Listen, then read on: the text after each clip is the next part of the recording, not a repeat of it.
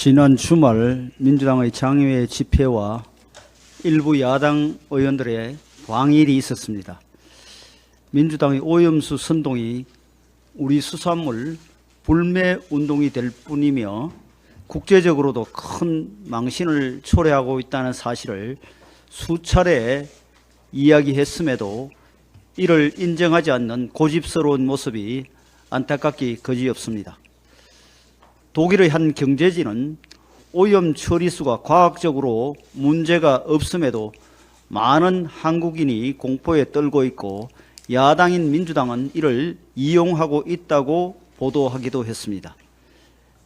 민주당은 무책임한 공포 조성을 멈춰달라는 어업인들의 호소도 들은 채 하지 않고 오히려 테러, 전쟁 선포라는 극단적인 표현을 써가며 국민의 반일 의식을 부채질하고 있는데, 이렇게 무리한 표현을 한다는 것 자체가 반일 선동이 잘 먹히고 있지 않다는 방증일 것입니다. 그럼에도 백현동 개발 특혜 의혹으로 이재명 민주당 대표의 사법 리스크가 정점에 이르자 대표 방탄용 반일 반정부 선동을 최고조로 끌어올리고 있는 것입니다.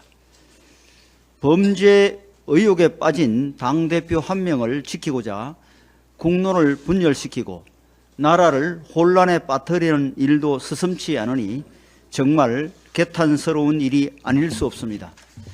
또한 민주당이 정부와 여당을 향해 수산업 지원하기 위한 방안을 마련해야 한다고 목소리를 높이는데 황당함에 말을 이어나가기 어려울 정도입니다. 정부와 여당은 민주당이 밥상 소금 걱정 운운하며 천일염 대란을 만들어낼 때부터 가짜뉴스 건절과 어업인 지원을 위해 계속 노력해 왔습니다.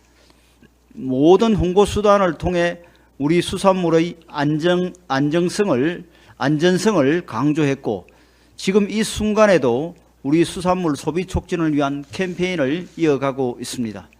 민주당의 가짜뉴스 선동으로 인해 피해를 입은 어민들을 지원하기 위해 지원금을 확보하기도 했습니다. 이러한 상황을 뻔히 잘 알면서도 이러한 상황을 가장 자세히 알고 계시는 어민들과 횟집 사장님들은 민주당의 뻔뻔함에 분통을 터뜨리고 계십니다. 지금 민주당의 행태는 제비다리를 불어넣고 이를 고치겠다고 부산 떠는 놀부의 모습과 다를 바 없습니다.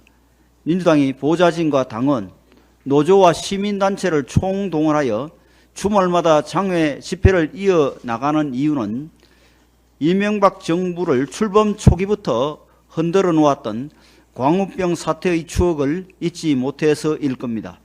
하지만 국민들은 광우병 사태를 추억으로 기억하지 않고 가짜뉴스와 공포 선동의 실체 없는 위험을 두려워했던 흑역사로 기억할 뿐입니다.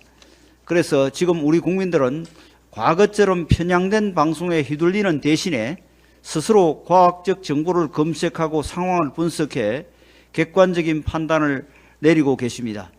이것이 바로 광우병 사태 때와는 달리 민주당의 공포 선동이 메아리 없는 외침에 그치는 이유일 것입니다.